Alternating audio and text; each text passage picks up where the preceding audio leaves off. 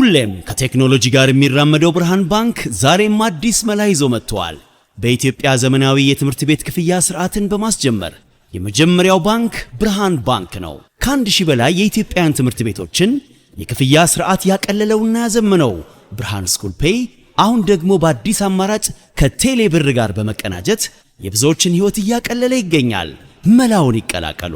ለልጆ የትምህርት ቤት ክፍያ መክፈል ቢያስፈልጎ የኮሌጅና የዩኒቨርሲቲ ክፍያ ቢኖርቦ ክፍያውን ከብርሃን ስኩል ፔይ ዲጂታል የክፍያ አማራጮች በተጨማሪ በቴሌብር መተግበሪያ መክፈል ይችላሉ። ብርሃን ስኩል ፔይ ከቴሌብር ጋር ተቀናጅቷል። ለብዙዎች ረፍት ሆኗል። እነሆ በረከት ከረፍቱና ከዘመናዊነቱ ጋር ይቀላቀሉ። ብርሃን ባንክ እንደ ስማችን ብርሃን ነው ስራችን። ሌላኛውን ጉዳይ ደግሞ እንመልከት።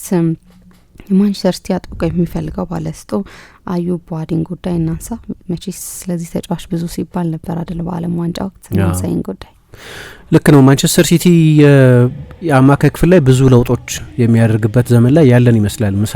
ምክንያቱም ሮድሪ መልቀቁ የሚቀር አይመስልም። ቤርናርዶ ሲልቫ ለቋል እና እንደ ማቴዎ ኮቫቺች፣ ቲጃኒ ሬንደርስ አይነት ተጫዋቾችም በአሰልጣኝ ውስጥ ጉልህ ሚና ይኖራቸዋል የሚል ግምት የለም። ስለዚህ ሰሞኑን በተለይ ባለፉት ጥቂት ቀናት የኤንዞ ፈርናንዴዝ ስም እየተጠቀሰ ነው። ግን ሊያስፈርሙት በጣም የተቃረቡት የሚመስለው ተጫዋች ይሄ በዓለም ዋንጫው ላይ ለሞሮኮ ብሔራዊ ቡድን ሲጫወት በጣም በብስለቱ በዛ እድሜ ባሳየው ስክነትና እርጋታ የብዙ ሰዎችን ቀልብ የሳበው እና 100 ሚሊዮን ዩሮ እየተጠየቀበት ያለው በፈረንሳይ ተወልዶ ያደገው ለፈረንሳይ ሁሉም የዕድሜ እርከን ቡድኖች የተጫወተው ግን አሁን ለሞሮኮ ብሔራዊ ቡድን መጫወትን የመረጠው የሊል ተጫዋች አዩብ ቡአዲ ነው። ክህሎቱ በዚህ በለጋ እድሜ ያሳየው ብስለትና እርጋታ ለአንድ ሰው ቢያንስ እንግዳ አይደለም። ፓውሎ ፎንሴካ አንድ ጊዜ ቁጥር ጎደላቸው ተጫዋቾች ተጎዱባቸውና አንዳንድ ማይነር ጨዋታዎችን ለማድረግ የሆነ ቁጥር ያስፈልጋቸው ነበር። ስለዚህ ብዙ አሰልጣኞች እንደሚያደርጉት ከታችኛው ቡድን አንድ ተጫዋች እንዲመጣ ተደረገ እና 15 ዓመቱ ብቻ ነው የመጣው። ለቁጥር ነው ለመደበኛ ሩቲን ለሆነ ትሬኒንግ ሴሽን ነው የመጣው። ቁጥር እንዲያሟላ ብዙ ጉዳት ስለነበር የሆነ ሰው ስለሚያስፈልግ በማነኪን ስለማትጫወች ነበር የመጣው በእርግጥ ተስፋ ስለነበረው ግን ተስፋው ይሄን ያህል ግዙፍ እንደሆነ ማንም ሰው እርግጠኛ መሆን አይችልም።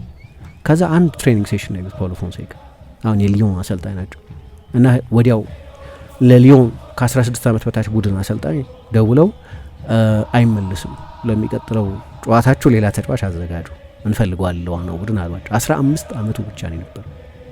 የሚገርም ነው። አሁን እየተለማመድ ነው መጣን አይደለም እንደ ላሚን ያማል አይነቱ ተጫዋች በ15 ዓመቱ ለባርሴሎና ሲጫወት ወይ እንደ ማክስ ዳውማን አይነቱ ተጫዋች በ15 ዓመቱ ሲጫወት ለአርሰናል ወይም ሪዮን ጋሞሃ በ16 ዓመቱ ኖርማል እያደረግን ነው ሄድን እንጂ በፊት ከስንት አንዴ ነበር የሚሆን። ሬር ነው እንዲህ አይነት ተሰጥኦ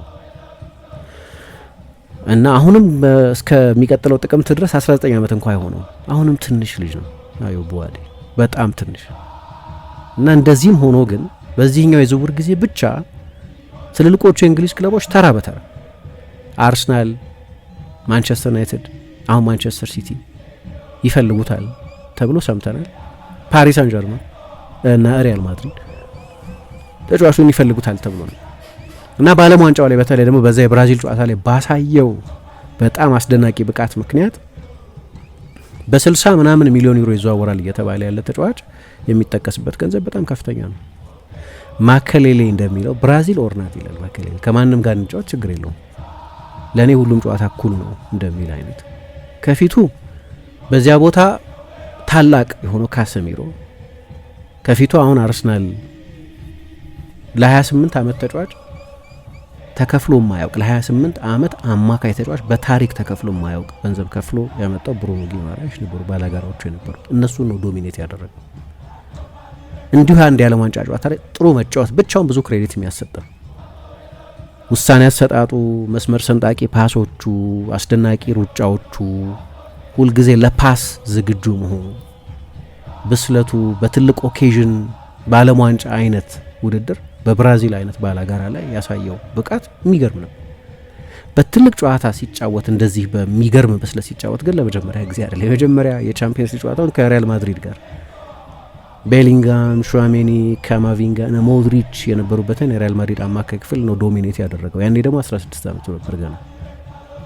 2024 ጥቅምት ላይ ብሩኖ ጄኔሲዮ ነበሩ አሰልጣኝ የነበሩት። ያን ጊዜ 44 ፓሶች አቀብሎ 43 ፓሶችን በትክክል አንድ ፓስ ብቻ አበላሽቶ እና ከዛ ጨዋታ በኋላ ነው ለዛ ነው ብሩኖ ጄኔሲዮ 17 ዓመቱ ሳይሆን 10 ዓመት በቻምፒየንስ ሊግ ብቻ ሲጫወት የቆየ አይነት ተጫዋች፣ እርጋታ ያለው ተጫዋች፣ በጣም የተሟላ በዚህ እድሜ ላለ ተጫዋች በተለይ የተሟላ። ምክንያቱም በ17 ዓመት መሟላት አይችልም አንድ ተጫዋች፣ ገና የሚቀሩት ብዙ አሉ።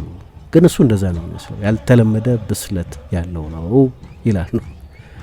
ስለዚህ ሁልጊዜ እንደዚህ አይነት ተጫዋች ነው። አሁን እንግዲህ ለማንቸስተር ሲቲ የአሁንም የወደፊትም ተጫዋች ነው። እድሳት እያደረገ ነው ሲቲ፣ አንዳንዱ በግዴታ ሮድሪን ማቆየት እየፈለጉ ነው የሚለቅ የሚመስለው። ያው ገና ነው ግን የሚለቅ ይመስላል። ቤርናርዶ ሲልቫን በቀደም ሳነሳ እንደነበረው አላቅም እንዴት እንደለቀቀ፣ ውሉን ጨርሶ እንደለቀቀ እናውቃለን። ግን ውል የማደስ ፍላጎት ያልነበረው በተጫዋቹ በኩል ነው በክለቡ በኩል ነው አላውቅም። ግን 32 ዓመቱ ነበር። ስለዚህ እድሳት ይፈልጋል። ሮድሪም ቢቆይ 30 ዓመቱ ነው። ስለዚህ እድሳት ይፈልጋል። ስለዚህ በጣም ወጣት የሆነውን ኤሊያስ አንደርሰን ደግሞ ከሱም በጣም ወጣት የሆነውን አዩብ ቡዋዲን ነው እያመጡ ያሉት። የወደፊቱም ያሁንም ነው ብለው እንደሚያምኑ የምታውቂው ግን ኤንዞ ማሬስካ ከፈረመ በኋላ በውሰት ለሊል መስጠት የሚባለውን አማራጭ አይፈልገውም። አሁኑኑ ተጫዋቹ መምጣት አለበት ብሎ የሚያምነው ተብሎ እየተነገረ ነው። ያሁን መፍትሄ ይሆናል ብለው ያምኑበታል። ግን ደግሞ 19 ዓመት የሚሆነው ጥቅምት ላይ ነው። ስለዚህ እንደሚታሰበው የሚጎለብት ከሆነ የሚቀጥለው 10 ዓመት የማንቸስተር ሲቲ አማካይ ይሆናል ማለት ነው። ልክ ቤርናርዶ ሲልቫ እንዳደረገው። ቤርናርዶ ሲልቫ 2017 ላይ ነው የመጣው፣ የለቀቀው 2026 ላይ 9 ዓመት ነው የቆየው። ብዙዎቹ የሲቲ ተጫዋቾችም እንደዚህ ረጅም ጊዜ ቆይቶ የመልቀቅ ታሪክ ነው የነበራቸው። ስለ ምልመላው ይነግረናል። ይሄ ምን ያህል የተሳኩ እንደነበሩ አብዛኞቹ ዝውውሮች ይናገራሉ። ከፈረንሳይ ሊግ ለሚመጡ ወይ ከሌሎች ሊጎች ለሚመጡ ተጫዋቾች አንደኛው ፈታኝ ነገር ግን ፊዚካሊቲ ነው። የእንግሊዝ እግር ኳስን ፍጥነትና ኢንቴንሲቲ መቋቋም መቻል። ይህ ተጫዋች ያ አይነት ግብአት ያለው ይመስላል። ረጅም ነው፣ ተክለቁመ ነው። መስል ማሱ በቅርብ ጊዜ በተለይ ቶሎ መስል ማስ አግኝቷል። የአየር ላይ ኳስ ዶሚናንት እየሆነ ነው። ኳሶች መቀማት ጀምሯል። ዱዌሎች ማሸነፍ ጀምሯል። በዛ ምክንያት ነው ለፕሪሚየር ሊግ የሚሆን ተጫዋች የሚሉት። ጥሩ ፓሰር ብቻ ሳይሆን ጥሩ ጨዋታ አንባቢ ብቻ ሳይሆን ጥሩ ፓስ እና ጥሩ የፓስ ምርጫ የፓስ ሴሌክሽን የሚሉት ውሳኔ ማለት እሱ ፓስ ሴሌክሽን እሱ ምን አይነት ፓስ ነው፣ ለምን አይነት ዓላማ የምትጫወቸው፣ ሪሳይክል ለማድረግ ነው ወይ ለማጥቃት ነው ወይ ለምንድን ነው ኳሱን የምትጣ፣ ይሄ የውሳኔ ጉዳይ ነው። በውሳኔ ላይ በጣም ጥሩ ብዙ አይነት ፓሶች መጫወት የሚችል ሁሉንም አይነት ፓሶች፣ መካከለኛ፣ ረጅም፣ አጭር፣ የተጋጣሚ ቡድን ጀርባ የሚያጠቁ ኦቨር ዘ ቶፕ የሚባሉ ፓሶች፣ እነዚህን ሁሉ ፓሶች ማቀበል የሚችል ለዚህ ነው ኮምፕሊት የሚባሉ ተሰርቶ ያለቀ ነው ልል አልችልም። ግን ሰዎች የተለያዩ ተጫዋቾች ውህድ ነው ይላሉ። ለምሳሌ ሜዳ በሚሸፍንበት መጠን በፒች ከቨሬጁ ከቤርናርዶ ሲልቫም ከሮድሪም ጋር የሚያመሳስሉት የሁለቱም የሆነ ነገር አለው የሚሉት አይነት ተጫዋች ነው። የሮድሪ አይነት ፍሬም አለ፣ ቁመቱ እንደ ሮድሪ የሚመስል ነው። በጣም ኢንቴሊጀንት ነው። ከሜዳ ውጭ ከዚህ በፊት እንዳነሳሁት በኤሊዜ ቤተ መንግስት፣ በሀገሪቱ ቤተ መንግስት፣ በሀገሪቱ ቀዳማዊት እመቤት የሚዘጋጅ በፈረንሳይ አካዳሚዎች ውስጥ ያሉ ተጫዋቾች የኤሎኩዌንስ ወይም የአደባባይ ንግግር ውድድር ይደረጋል። ያንን ውድድር ያሸነፈ አይነት አሁን ሂሳብ ላይ የረቀቀ ፊዚክስ የሚወድ በተለያዩ ስፖርቶች የጎለበተ ከሜዳ ውጭ ያለው ፐርሶናሊቲ ለአንድ የ18 ዓመት ልጅ በጣም በሳል የሆነ ቀደም ያለ ብስለት ያለው ግን ሜዳ ውስጥም የሚደንቅ የቴክኒክ ችሎታ ያለው ተጫዋች ነው። አቬይለብል በቅርብ ዓመታት ለሊል ቡድን በ16 ዓመት ከ3 ቀን መሰለፍ ከጀመረበት ጊዜ ጀምሮ 87 ጨዋታዎችን በሁሉም ውድድሮች አድርጓል እና 2 ተጫዋቾች ብቻ ነው የሚበልጡት፣ አኮን ሃራልድሰን እና ቤንጃሚን አንድሬ የአማካይ ክፍል ተጣማሪው ማለት ነው። እና ይሄ ተጫዋች ባለፈው የውድድር ዘመን በአንዳንድ ጠንካራ ቁጥሮች የሊል ተጫዋች ነበር። ለምሳሌ ኳስ ብዙ በመቀማት ሲቲ ይፈልጋል መቀማት የሚችል ተጫዋች፣ ምክንያቱም ኤሊየት አንደርሰን የበለጠ የቦክስ ቱ ቦክስ ካራክተር ነው። የበለጠ ሲቲንግ አማካይ ይፈልጋል። ኢንተርሴፕት ማድረግ ኳስ መቀማት የሚችል ተጫዋች ያስፈልጋል። 151 ጊዜ ኳስ ቀምቷል። በሪከቨሪ ወደ 6 ኳስ በአንድ ጨዋታ ሪከቨሪ ያደርጋል። በሁለቱም አንደኛ ኮንትሮለር ነው። ዲፕ ላይን ፕሌይ ሜከር ወይም ዲፕ ላይን ኮንትሮለር የሚባል ከጥልቅ ሆኖ ጨዋታ የሚቆጣጠር ነው። ፖዝ ተጫዋች ፖዛ ተጫዋች የሚባለው ይሄም ከሮድሪ ጋር ያመሳስለዋል። እና በተለይ የዛ የብራዚል ጨዋታ ላይ ደግሞ በዲስትሪቢዩሽኑ ድንቅ ነበር። 91% የፓስ ቅብብል ስኬት ነበረው። ብዙ የመሬት ፍልሚያዎች በማሸነፍ አንደኛ ነበር። ሁለተኛ ብዙ ድሪብል ያደረገው ተጫዋች ነበር። አንደኛ ብዙ ድሪብል ያደረገው ተጫዋች ቪኒሲየስ ጁኒዮር እኔ ነበረው። እና አሁን መጠቅሳቸው የጨዋታው መልኮች ሁሉ የበለጠ የተሟላ አማካይ ባህሪያት ያሉት ነው። ለዚህ ነው ዢሩ እኔ እኮ ካንቴንና ሶስት ተጫዋቾች ቪየራን፣ ቡስኬትስን እና ካንቴን ይመስለኛል የሶስቱ ተጫዋቾች ቅይጥ ይመስለኛል አለ። ሶስቱ በአንድ አይነት አይደለም። ለምሳሌ ቡስኬትስ የበለጠ ኮንትሮለር ነው። ቪየራ የበለጠ የቦክስ ቱ ቦክስ አማካይ ነው። ካንቴ ብዙ የሜዳ ስፍራ የሚሸፍን ዲፌንሲቭ አማካይ ነው። ሶስቱም የተለያዩ ግን ሶስቱም የላቁ አማካዮች ናቸው። ከሶስቱም የሆነ ነገር አለው ይላል። የካንቴም ባህሪ ያለው ይላል። አንዳንዶቹ ከቺያጎ ሞታ ጋር ያመሳስሉታል።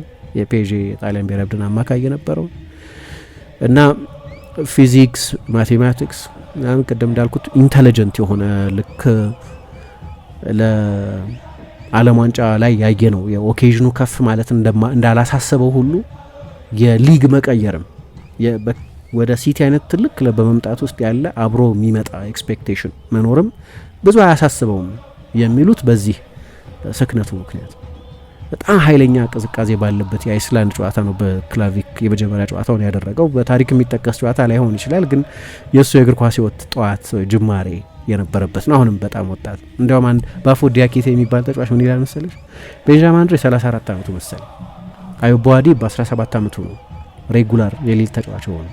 በ17 ዓመት ለሚበልጠው ተጫዋች ኳስ ሰጥ ያለኝ አይነት መተማመን ለ17 ዓመቱ ልጅ ሰጥም አለኝ። እንደዛ አይነት ተጫዋች ነው። ዲስፕሊን ያለው ገና በልጅነቱ ነው ፍሬንች ፍራይስ መብላት ያቆመ በ10 ዓመቱ ገና በ10 ዓመቱ ፊዚ ድሪንክስ ያቆመ ለስላሳ መጠጦች የሚባሉት። እንቅልፍ ያለ ቤተሰብ ጥያቄ በጊዜ መተኛት አንድ ሰው 10 ሰዓት መተኛት አለበት ማለት የጀመረው ገና በጊዜ ነው። ለዛ ነው ጠንካራ ሰልፍ ዲስፕሊን አለው። ኤል ሄፌ ይሉታል በስፔን ባለ አእምሮ ማለት ነው።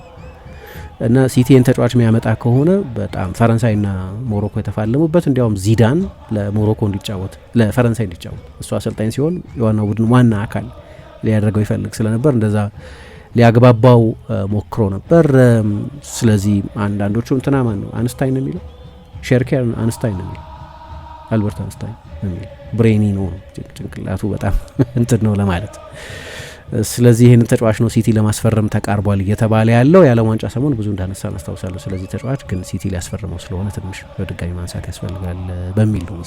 ሁሌም ከቴክኖሎጂ ጋር የሚራመደው ብርሃን ባንክ ዛሬም አዲስ መላ ይዞ መጥቷል።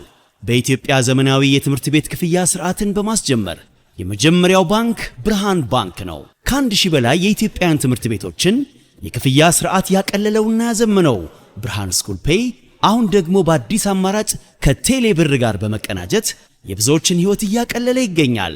መላውን ይቀላቀሉ። ለልጆ የትምህርት ቤት ክፍያ መክፈል ቢያስፈልጎ የኮሌጅና የዩኒቨርሲቲ ክፍያ ቢኖርቦ ክፍያውን ከብርሃን ስኩል ፔይ ዲጂታል የክፍያ አማራጮች በተጨማሪ በቴሌ ብር መተግበሪያ መክፈል ይችላሉ። ብርሃን ስኩል ፔይ ከቴሌ ብር ጋር ተቀናጅቷል። ለብዙዎች ረፍት ሆኗል። እነሆ በረከት ከረፍቱና ከዘመናዊነቱ ጋር ይቀላቀሉ። ብርሃን ባንክ እንደ ስማችን ብርሃን ነው ስራችን።